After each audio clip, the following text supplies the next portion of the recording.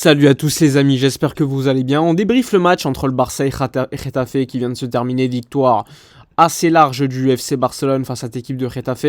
On va débriefer, on va évoquer le 11 mis en place par cette équipe du Barça. Xavi a fait des rotations avec notamment Ter Stegen était au but sans grande surprise. Il y avait également côté gauche Cancelo, à droite Koundé, défense centrale Koubarsi qui revenait au poste de défenseur central associé à Ronald Araujo, ainsi que un milieu de terrain Christensen, De Jong, Gundogan était également présent. Il y avait Rafinha, Joao Félix et Lewandowski devant. Côté Getafe, des joueurs qu'on connaît plutôt bien. Soria au but, Rico sur le côté. Il y avait également Ilaish Moriba, l'ancien joueur du FC Barcelone. Le joueur plus dangereux de cette équipe, Borja Mayoral, l'ancien joueur du Real Madrid. Donc, on va dire la première mi-temps tout d'abord. Une première mi-temps, on a vu un dispositif tactique de Getafe très très offensif. Vous l'avez vu, c'était une équipe qui défendait très très haut sur le terrain, ce qui n'est pas très commun pour Getafe, mais qui le fait de plus en plus avec Bordalas. On l'a vu, systématiquement, le Barça cherchait les attaques dans les espaces pour filtrer la bonne passe. Le Barça a mis beaucoup de temps, je trouve, à se mettre dans le rythme pour comprendre le match, parce que je pense que en première mi-temps, on peut en mettre 4-0. On peut leur mettre 4-0. Il y a beaucoup de situations mal gérées, des passes qui ne sont pas données alors que les appels parfois sont bons. Bon, finalement, c'est grâce à une passe de Koundé qu'on va ouvrir le score par le biais de Rafinha qui a compris qu'il fallait attaquer les espaces. Très belle passe de Jules Koundé, Rafinha qui va face au gardien et marquer le 1-0. Et malgré ça, le Barça va mettre du mal à comprendre qu'il faut faire ça constamment. Parce que on voit Joao Félix beaucoup se plaindre parce que les appels, il les enchaîne, il les reçoit pas. Et quand on lui donne le ballon, il est hors jeu parce qu'il part un peu trop tôt ou la passe est un peu trop en retard. Donc là aussi, c'était vraiment une compréhension de jeu qu'il fallait avoir. Et ça, c'était vraiment quelque chose à modifier. Finalement, le Barça a vite compris qu'il fallait jouer d'une certaine manière, donc ça c'était plutôt plaisant, même si on a choqué beaucoup de situations. Je me rappelle d'une autre situation où Rafinha il va face au but, cette fois-ci il la met au-dessus. T'as une autre situation encore, Rafinha qui cette fois-ci il va servir tout simplement Joao Félix juste avant la mi-temps et sa passe sera complètement ratée, elle va passer à côté de Félix, trop longue. Et à la mi-temps, ça fait que 1-0 alors que tu peux mener facilement 3-4-0. C'est dire le match que le Barça faisait face à une équipe de Getafe qui défendait très très haut. Beaucoup d'erreurs d'alignement, on l'a vu, que ce soit par le biais de Djene ou d'autres joueurs. Et finalement, la première mi-temps, globalement, était satisfaisante dans le jeu, mais pas dans les occasions, le résultat clairement qu'on avait.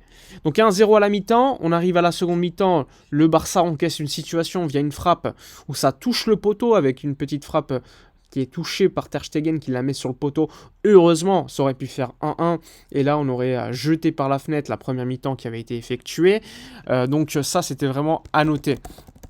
Ensuite le Barça en seconde mi-temps a continué vu que Getafe n'a pas changé également de dispositif de jeu. Et là, le Barça a compris le jeu, a compris ce qu'il fallait faire. Il y aura une magnifique action qui va être construite par une passe de Koubarsi qui va casser la ligne pour Gundogan, pour ensuite Rafinha. Et là, tu as Christensen, on le voit dès le début de l'action, qui fait le troisième homme, classique, qui va attaquer l'espace vide et qui va mettre une passe magnifique pour Joao Félix qui va mettre le 2-0. Joao Félix, qui jusqu'à là n'était vraiment pas bon, je trouve, dans le jeu, mais qui finalement va faire la différence lors de ce match avec le 2-0 et une très belle action de Christensen et de Rafinha sur la passe qui se rachète de la situation complètement ratée en première mi-temps.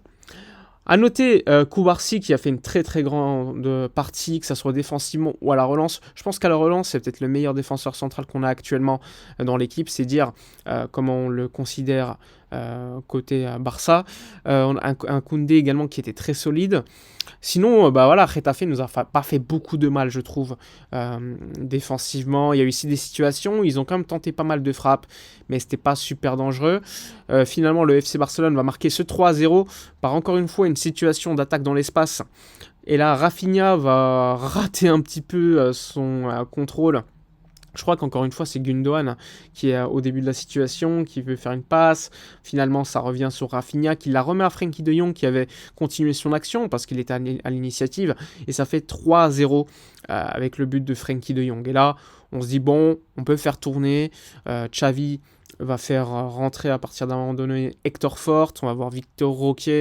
Bref, on va faire pas mal tourner pour également faire reposer l'équipe légitimement après le match en semaine contre le Napoli. On a vu l'entrée de Fermin qui a noté. Fermin qui a fait un excellent match également. Un Fermin qui continue à chaque fois qu'il joue d'être très important. Ça c'est à noter. C'est quelqu'un que j'aime beaucoup personnellement. Et en plus il va être décisif à la fin du match parce qu'il va marquer. Encore une fois une très très belle action. Je crois que c'est De Jong après Koubarsi qui sont encore une fois à la main. Pour Victor Roque qui va frapper. Ça va revenir ensuite sur Fermin qui n'aura plus qu'à mettre le but, le 4-0 qui va nous mettre complètement tranquille dans ce résultat. Donc 4-0 pour le Barça ce soir contre Getafe. Niveau homme du match, c'est Rafinha qui a été choisi par la Liga. Moi personnellement, je dirais que c'est l'homme du résultat. Mais pour moi, l'homme du match, ça a été Frenkie de Jong qui a été partout dans ce match. En plus, il marque le 3-0 qui va un peu tuer l'adversaire définitivement. Globalement, j'ai trouvé que l'attaque, Lewandowski, qui n'a pas eu beaucoup de situations, mais qui était quand même assez intéressant dans son jeu avec pivot, parce qu'il s'occupait des centraux, ce qui, évidemment, permettait les appels derrière son dos des ailiers. Donc ça, c'était à noter. Mais sinon, globalement, j'ai aimé la performance de l'équipe, mais je pense qu'on est tous d'accord pour dire que De Jong est le véritable homme du match, homme du résultat parce qu'il marque, mais dans le jeu, je pense que c'était le meilleur. Donc excellent résultat, on a pu faire tourner, on n'a pas vu de Lamine Ball aujourd'hui, on a vu certains joueurs sortir. Beaucoup se sont plaints de la sortie de Félix et l'heure de jeu, mais bon, il revient de blessure, je considère que c'était normal, il faisait pas un grand match non plus jusqu'à là, donc c'était assez légitime. On a pu également voir Fermin rentrer, Pedri a joué à peu près 10 minutes, donc ça aussi pour faire remplacer Gundogan. Je pense que Frenkie de Jong devra se reposer à un moment donné parce qu'il enchaîne beaucoup de minutes. On a même pu faire reposer Joao Cancelo, ça c'est également un élément assez important. Et aujourd'hui, maintenant, le Barça est deuxième de Liga, provisoirement en attente du match de Gérone. Donc à voir, le Barça pourra éventuellement rester deuxième pour l'instant et revient provisoirement à 5 points du Real Madrid. Voilà pour ce débrief de match. N'hésitez pas dans les commentaires à me dire votre avis. Likez, commentez, partagez. Moi, je vous dis à la prochaine. Et d'ici là, comme d'habitude, portez-vous bien.